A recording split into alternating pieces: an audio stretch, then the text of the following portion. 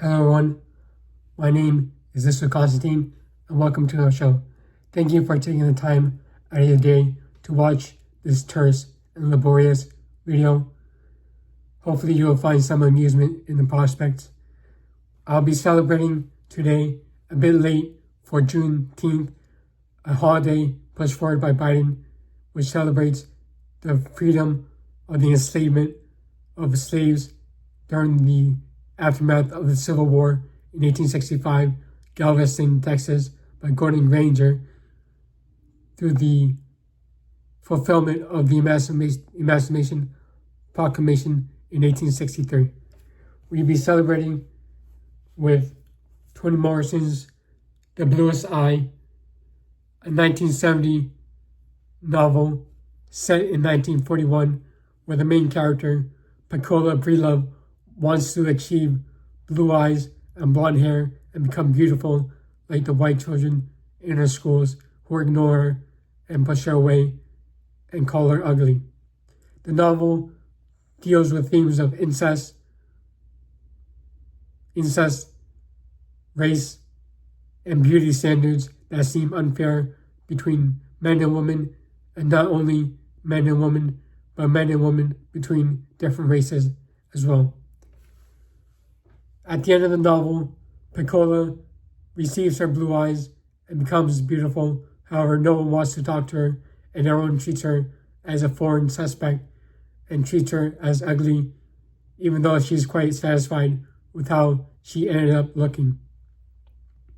She achieved her white eyes through an ascetic who harms little children called Sophie Church, whose real name is Elohai Mika Wycombe, who despises Dostoevsky and is an ascetic by nature, and we all know what Nietzsche thinks about ascetics in general.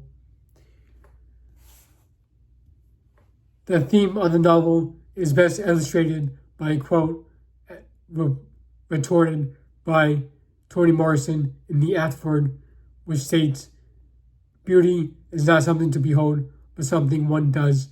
Pecola wishes to become beautiful, but never becoming beautiful, fully illustrating the meaninglessness and futility of one's actions throughout a vast sea of enterprise and stress in the world. I'll be reading some quotes in the novel along the way. But beforehand, Toni Morrison was born in Loraine, Ohio, of which the novel is set. She wrote Beloved and Song of Solomon, one of Obama's preferred books, and she won the Nobel Prize in 1993 and the Pulitzer in 1988 for fiction and jazz.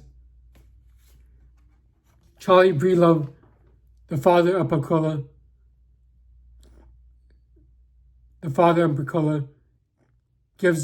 forces Pecola to give birth through him, through the act of incest.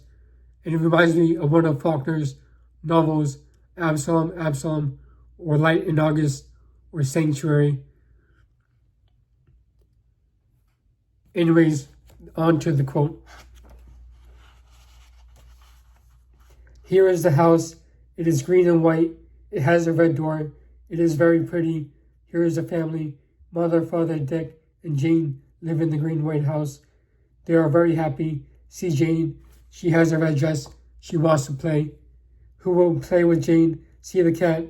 It goes meow meow. Come and play. Come play with Jane. The kitten will not play. See mother. Mother is very nice. Mother, will you play with Jane? Mother laughs. Mother laugh. See father. He is big and strong. Father, will you play with Jane? Father is smiling. Smile, father, smile. See the dog. Bow wow wow goes the dog. Do you want to play with Jane? See the dog run. Run, dog, run. Look. Here comes a friend. Their friend will play with Jane. They will play a good game. Play, Jane, play." That is one of the prologues before the section of Autumn. Here is another prologue. Quote, "Quiet as it's kept, there were no marigolds in the fall of 1941. We thought at that time that it was because Pecola was having her father's baby that the marigolds did not grow.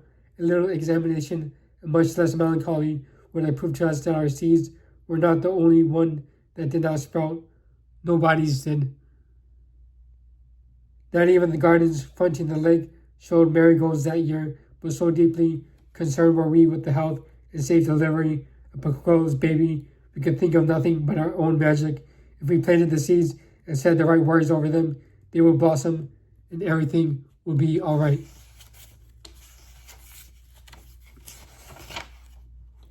Here is a quote from Autumn section, which states, "Adults do not talk to us. They give us directions.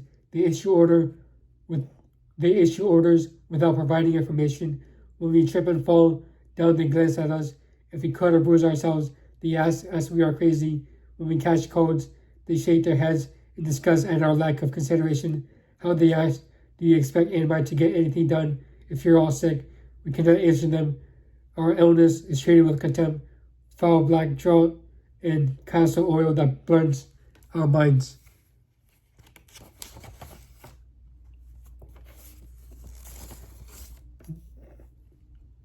There is no difference between being put out and being put outdoors. If you're put out, you go somewhere else, and if you're outdoors, there is no place to go. The distinction was subtle but brutal but final. Outdoors was the end of something, an irrevocable physical fact defining and complementing our metaphysical condition. Being a minority in both case and class, we moved about anyway on the hem of life, struggling to consolidate our weakness and hang on, or to creep singly up into major folds of the garment. Our peripheral existence, however, was something we had learned to deal with, probably because it was abstract, but the concreteness of being outdoors was another matter, like the difference between the concept of death and being, in fact, dead. That doesn't change, and outdoors is here to stay.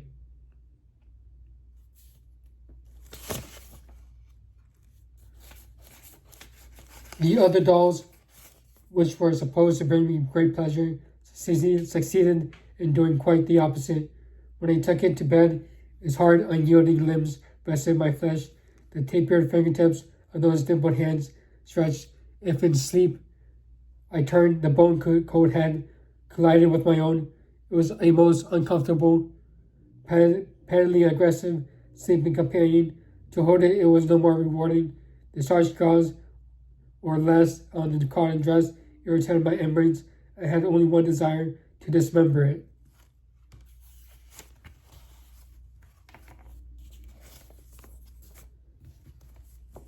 Pecola went to the window and looked down at the empty street. A tuft of grass had forced its way up through a crack in the sidewalk, only to meet a raw October wind. She thought of Dewey Prince and how he loved Miss Mary. What did love feel like, she wondered. How did grown-ups act when they loved each other? Eat fish together? Into her eyes came the picture of Charlie and Mrs. Breedlove in bed. He making sounds as though he were in pain, as though something had him by the throat and wouldn't let go. Terrible as his noises were, they were not nearly as bad as the no noise at all from her mother. It was as though she were not even there. Maybe that was love, choking sounds and silence. My daddy's face is a study. Winter moves into it and presides there. His eyes becomes a cliff of snow threatening to avalanche. His eyebrows bend like black limbs to leafless trees. His skin takes on pale, cheerless yellow of winter sun. For a jaw he has the edges of a snowbound field, dotted with stubble. His high forehead is a frozen sweep of the eerie, hiding currents of gilded through thoughts that eddy in darkness. Wolf killer turned hawk fighter. He worked night and day to keep one from the door and the other from under the windowsills.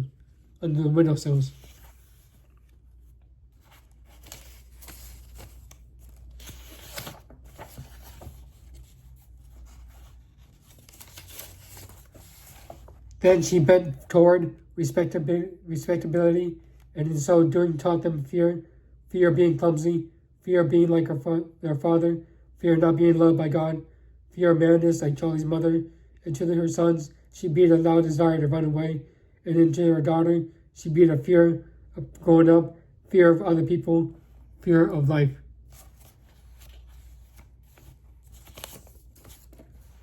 Charlie was free, dangerously free, free to feel whatever he felt, fear, guilt, shame, love, grief, pity, free to be tender or violent, to whistle or weep, free to sleep in doorways or between the white sheets of a singing woman, free to take a job, free to leave it.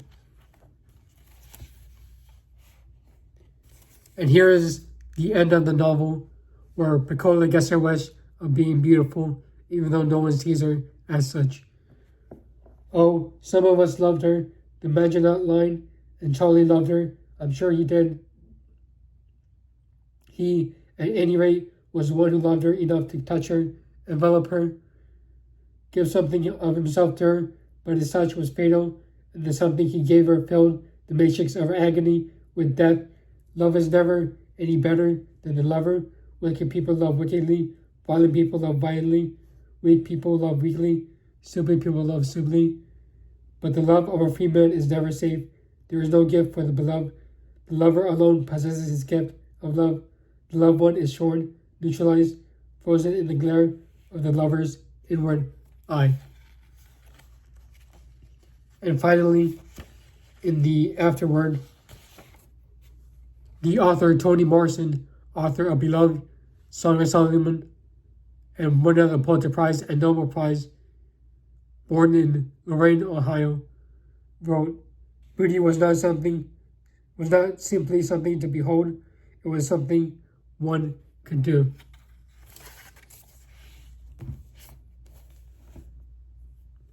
Who is this for? This is for those who love books about race and social critiques. It is about those who want to read outside the usual periphery of reading scenes. It is those who enjoy works of African Americans, or those who enjoy works belonging to Cormac McCarthy, William Faulkner, Ernest Hemingway, or the American writers of the 1950s, such as John Steinbeck as well. This has been Lucia Constantine signing off, and thank you for taking the time and consideration for watching this video. Hopefully it did not bore you to death. I find this book quite moving and touching and quite remarkable, considering the fact it is a first work. Although